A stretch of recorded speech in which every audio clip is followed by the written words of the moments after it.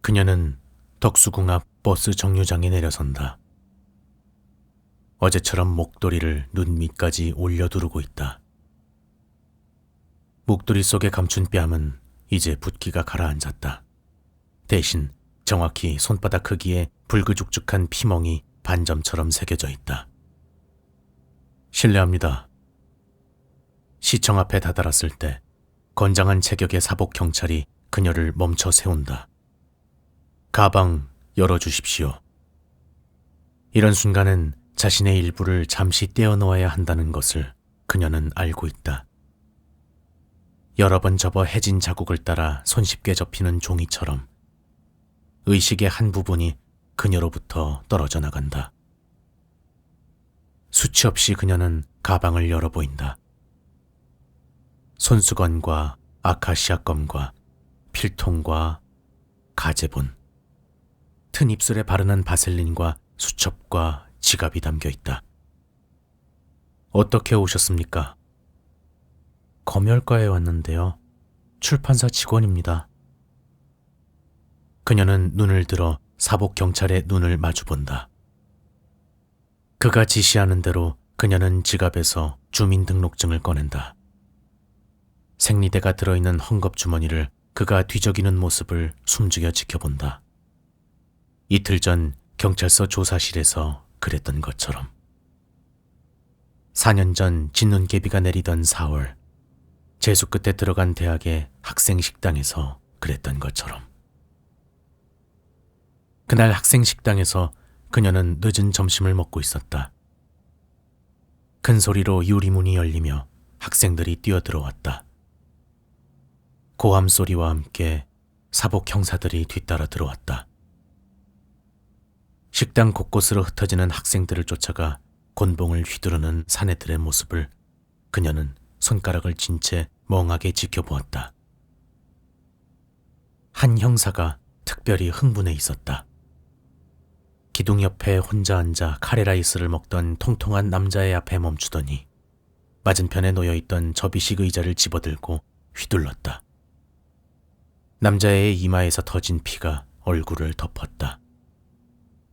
그녀의 손에서 숟가락이 떨어졌다.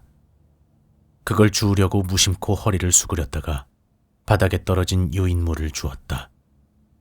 굵은 글씨가 눈에 들어왔다.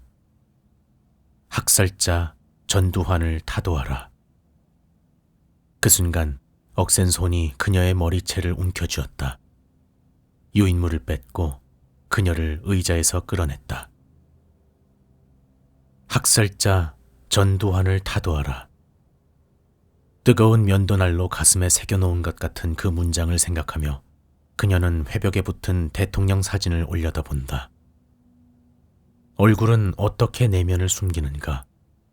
그녀는 생각한다. 어떻게 무감각을, 잔인성을, 살인을 숨기는가?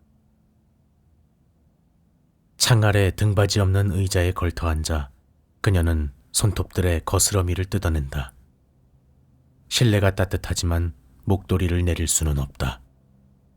문신 같은 뺨의 상처가 라디에이터의 열기에 달아오른다. 보안사 군복을 입은 담당자가 출판사의 이름을 호명해 그녀는 창구로 다가선다. 이제 박양이 가져온 가제본을 제출한 뒤 2주 전에 제출해 심사가 끝난 가제본을 가지고 가겠다고 말한다. 기다리십시오. 살인자의 사진 액자 아래 반투명한 간유리가 끼워진 문이 있다.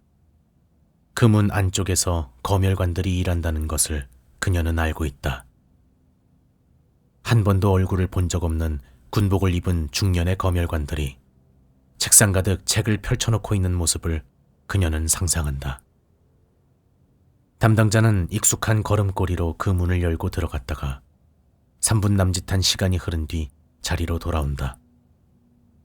여기 사인하십시오. 담당자가 장부를 내밀었을 때 그녀는 주저한다. 방금 그가 창구에 내려놓은 가제본의 모습이 한눈에 이상해 보였기 때문이다. 사인하십시오.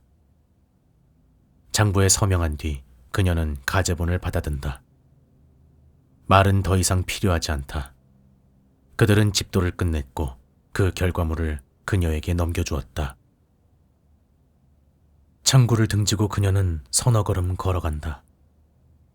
의자들 사이에 엉거주춤 선 채 가제본을 넘긴다.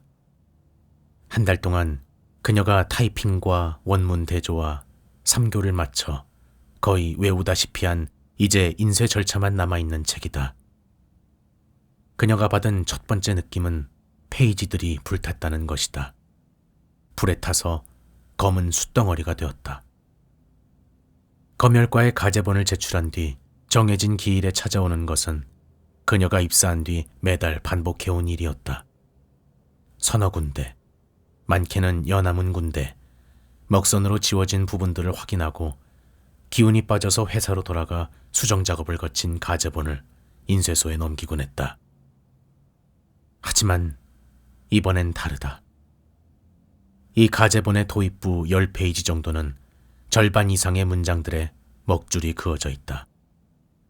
그 다음 30페이지가량은 거의 대부분의 문장들에 먹줄이 그어져 있다. 그렇게 50페이지를 넘어가자 선을 긋는 것이 수고스러웠는지 잉크에 담근 롤러로 페이지 전체를 검게 지워놓았다.